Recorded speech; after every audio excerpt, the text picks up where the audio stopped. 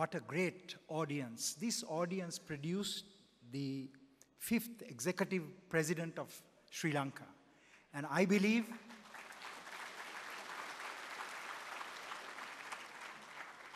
that this audience will also produce the 7th executive president of Sri Lanka.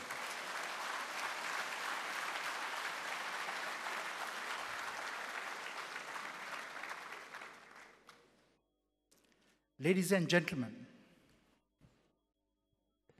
Sri Lanka was more prosperous than Japan and Hong Kong in the 1950s. Sri Lanka was more prosperous than South Korea, Malaysia, and Singapore in the 1960s. Sri Lanka was more prosperous than Taiwan in the 1970s. But what happened? The very foundation of social stability and of economic growth and prosperity is dependent on security.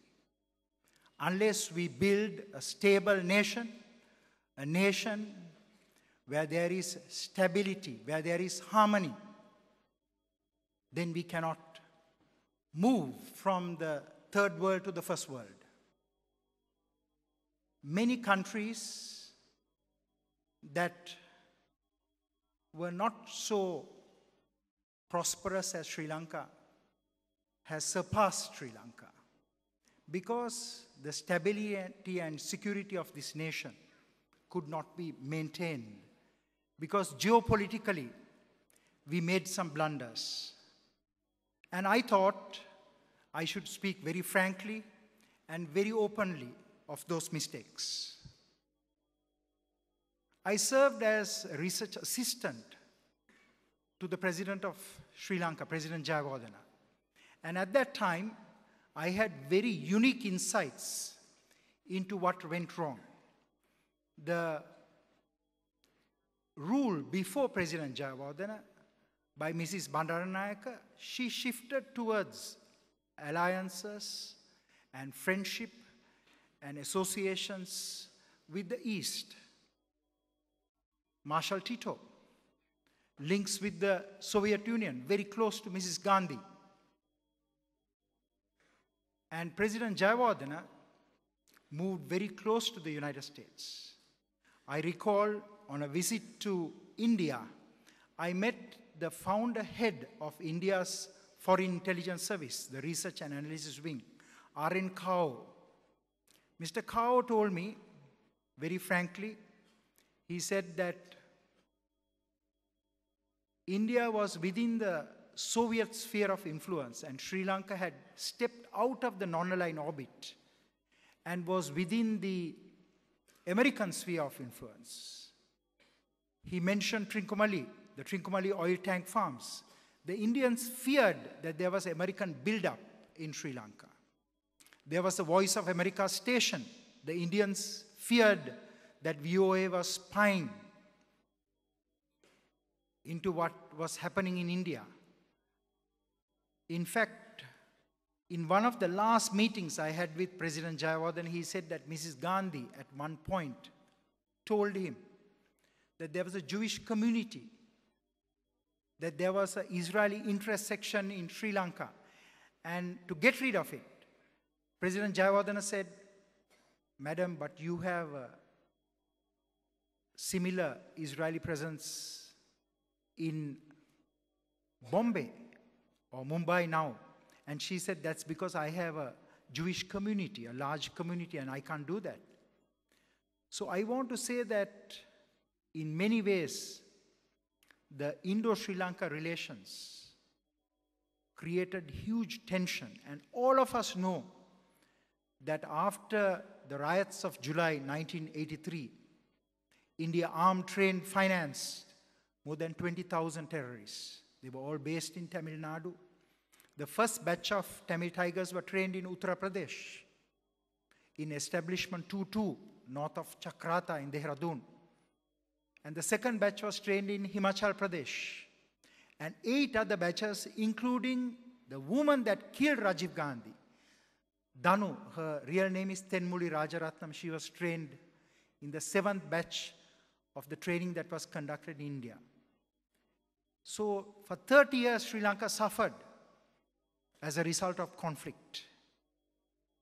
And it was a huge challenge and a huge miracle that Sri Lanka could achieve peace, because it fought not just a terrorist group, but a highly capable force, very much like going to war with another country. And we must not forget that. So we got our geopolitics wrong. What is the solution for this? In the next 10 years, this region is going to be a region of great competition, of rivalry, and of challenge.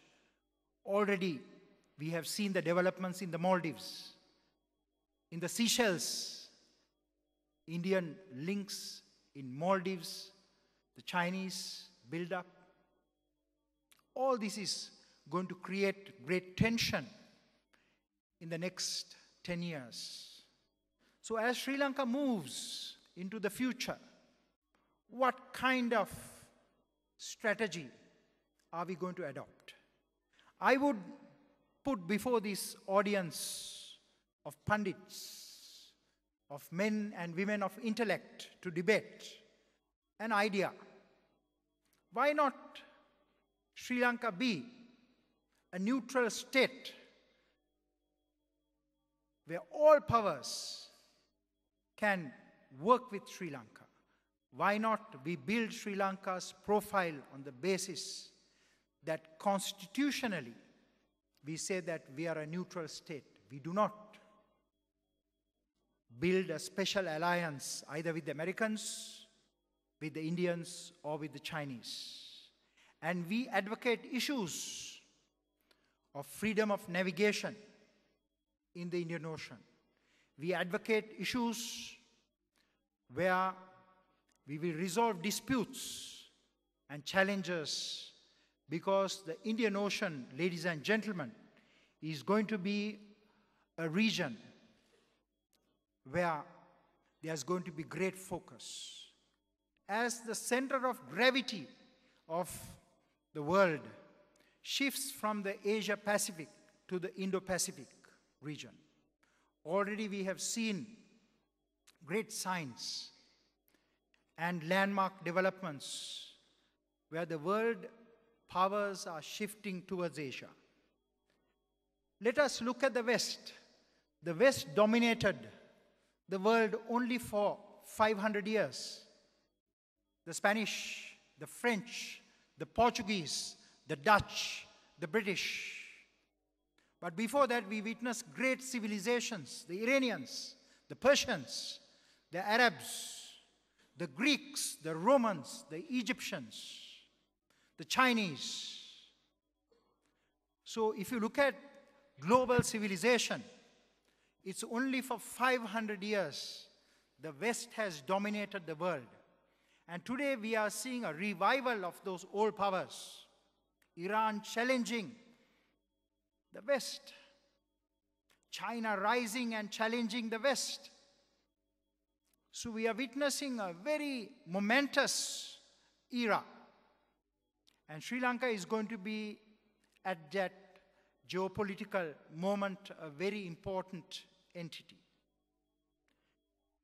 Let me also go deep into the history of our nation and tell you that 21 countries have invaded this beautiful land in the last 2,500 years. We had 17 invasions from India, one from the Dutch, another from the Portuguese, another from the British. But there was also invasion of the Chinese. The Chinese took our king away in the 14th century. Admiral General Cheng He, he came in his armada of battleships, and he took Veera Alakesar, the king of Kotte, to China. He wanted to behead the king. And General Cheng He brought a plaque that was placed in gold. And that plaque said, "The king did not honor the law of the Buddha." And as such, the king was taken captive by him. And Cheng He wanted to behead him. But fortunately, the king became blind during the voyage to China. So Cheng He spared the king. And from that king, today we have an extended family of Sri Lankans and Chinese. So I want to share with you that for Sri Lanka to survive, for Sri Lanka to prosper, for Sri Lanka to raise its profile, it should think whether we can be the Geneva of Asia. Switzerland, during World War II, advocated this policy. Switzerland hosted the League of Nations that became the United Nations.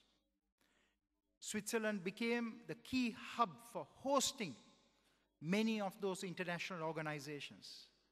Why not Sri Lanka? At this point, the United Nations is decentralizing.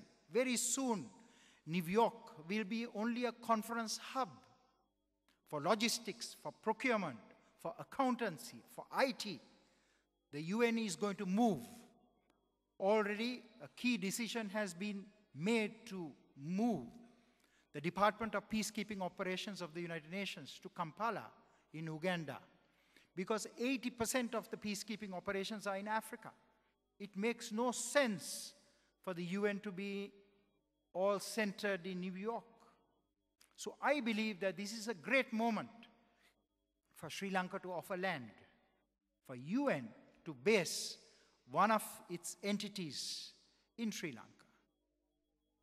Let me move beyond the theory of an equidistance foreign policy, moving even beyond into a neutral Sri Lanka, constitutionally enshrined. How can it be done? Certainly there must be bipartisanship between government and opposition. Certainly there must be agreement between leaders that this is in the long-term national strategic interests of Sri Lanka, as opposed to personal and political interests. This is one of the scenarios that I would like to share with you. Second is, as Sri Lanka moves forward, it needs to relook at its national security. In the lead up to 2009, where Sri Lanka defeated one of the ruthless hybrid groups, an insurgent army and a terrorist organization. It developed through innovation many capabilities in law enforcement, military, and intelligence. Restored stability. Even Gokulan, who came and performed, I want to share with you a rehabilitated cadre. His father, Shantan, sang 600 songs that brought people to join the LTT. Another 600 songs after rehabilitation, devotional songs. Another 200 love songs. Similarly, Gokulan sang both love songs and devotional songs, but they were rehabilitated. Rehabilitation is one of the greatest achievements of the then Sri Lankan government to restore stability and security, long-term stability in this country.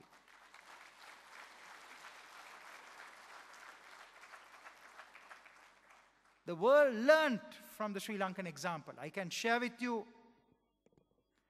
that the word beneficiary, we never called a terrorist in rehabilitation a terrorist or a criminal or a detainee or a prisoner.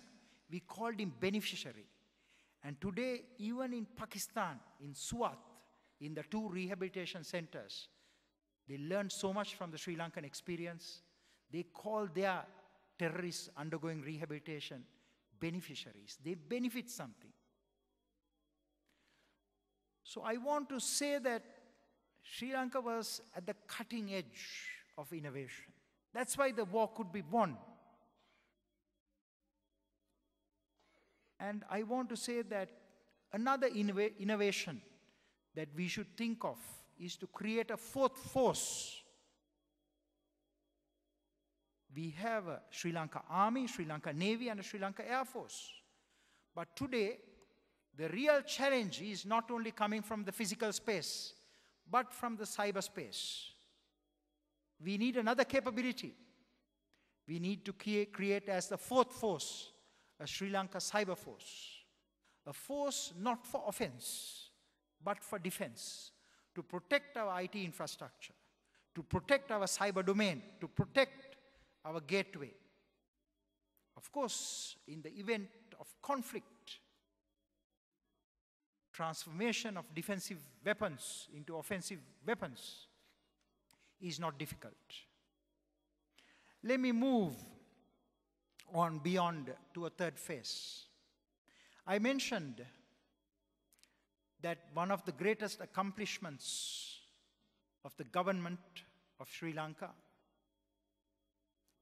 as the war ended, was the reintegration of 12,000 fighters. None of them went back to war, to fight, to do attacks. There were some unrehabilitated cadres tried to create some issues, but they were also contained. So the phase of humanitarian assistance was followed by a socio-economic development where the North and the East grew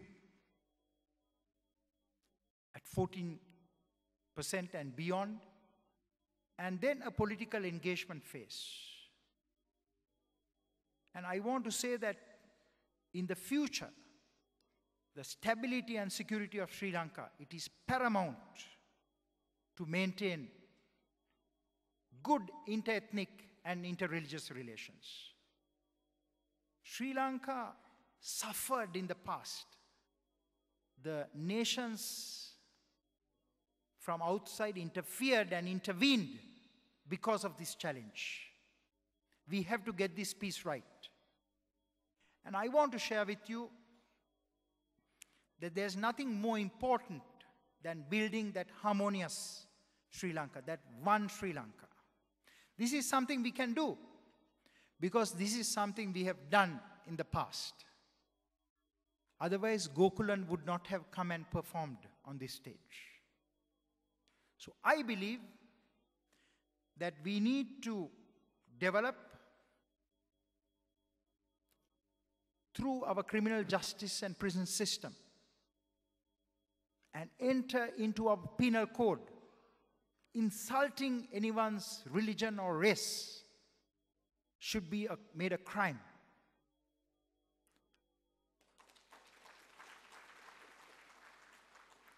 We need a Harmony Act, an act where we treasure each other's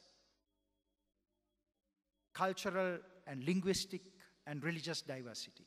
I know that many of you who are here have worked very hard to restore that balance, even after 30 years of war. And I believe, and I'm very confident, that as you develop the master plan for 2030, as you look at geopolitics, as you look at crafting that foreign policy and national security, the internal security, that you will take into consideration those issues that have challenged our nation. The riots of Digana could have been stopped after that three-wheel incident. The police intelligence service could have very clearly kept a very sharp eye. Could anything go wrong in Digana? Because there were groups waiting to strike. They were waiting for that man to die, to create chaos. So I want to share with you, if you look at the world, one of the greatest challenges the world is facing is from terrorism and extremism. Sri Lanka defeated terrorism, but Sri Lanka still has a challenge of defeating extremism. Terrorism is a vicious byproduct of exclusivism and extremism, and we all have to work towards that inclusion.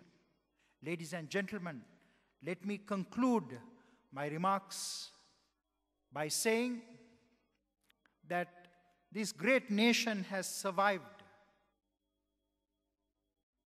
for 2,500 years, braved 21 invasions. And I have no doubt, as this region moves into a period where the Indo-Pacific region becomes a center for global power, for global economics, and also a region where we will see intense global competition, where we may even have 3 fleets, the American fleet, the Indian fleet, and the Chinese fleet in this region. We will still be able to prosper if we develop that astute vision of creating a foreign policy and a national security strategy that is future-oriented.